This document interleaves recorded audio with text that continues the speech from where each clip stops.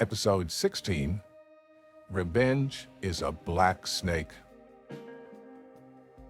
After talking it over for a while longer, Keith decided to go back to the police barracks to sleep.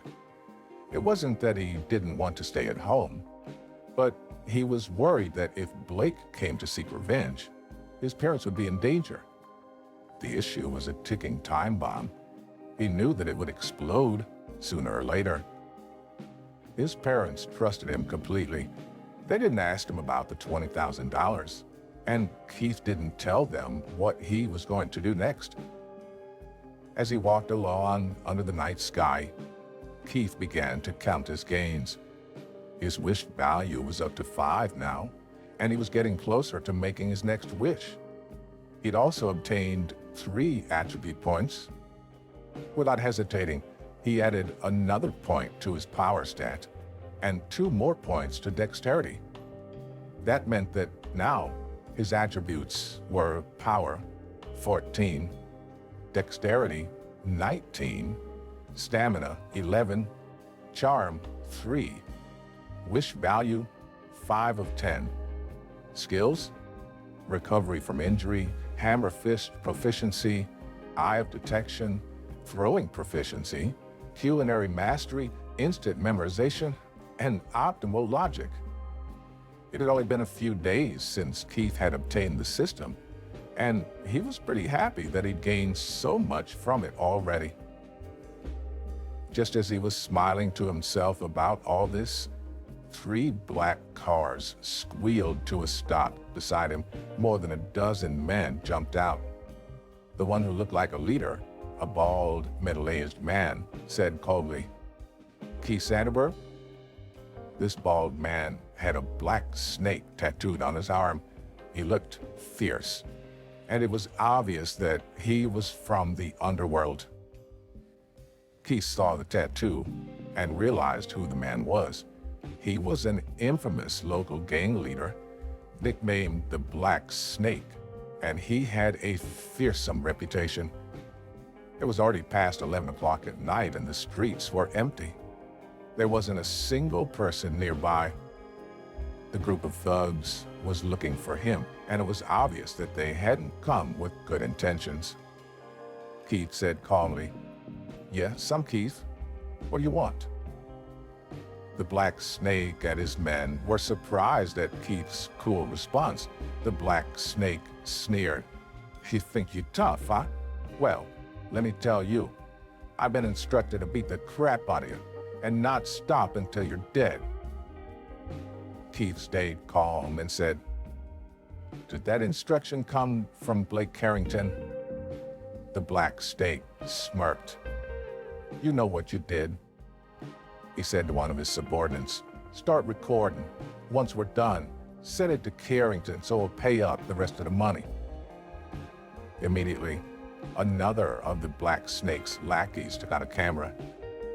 Judging from his actions and equipment, it seemed that he was quite professional, like he'd done this more than a few times. Seeing Keith's unbothered expression, the Black Snake said coldly, "You deserve everything you're about to get. No wonder Blake said he wanted to injure. There's something he wanted me to tell you. If you're willing to do 3 things, he'll let you go. But now I think I'm going to add something else to that list." Keith said indifferently, "Oh? What are the 3 things? Tell me." The more the Black Snake looked at Keith, the more unpleasant he became. Anyone else would have been scared witless when faced with someone like him, but this kid had the audacity to barely bat an eyelid. He wanted to hit Keith right now, but he'd accepted Blake's money, and he needed to fulfill his side of the deal in order to get the rest. He grinned hideously. "The first thing you need to do is hate yourself in the face until you knock 10 teeth out. The second thing is to find a stick so I can break your fingers. The third thing is for you to kneel down and beg for forgiveness. If you do those 3 things, I won't kill you."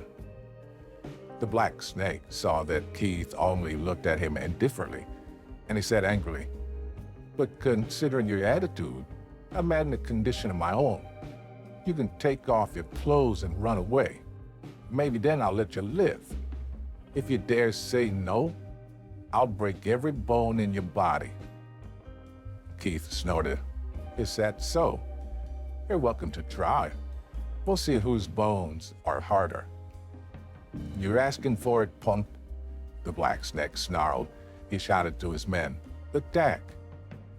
But before he'd even finished speaking, the black snake felt a gust of wind by his ears.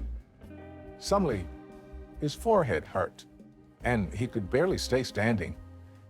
He looked down and saw a coin rolling past his feet.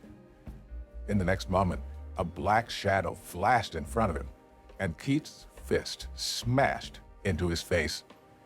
With a dull crunch, the black snake's nose started bleeding, and he fell to the ground. Keith moved like the wind, dodging the steel pipes that the thugs threw at him. He used another coin to attack. Throwing proficiency skill activated.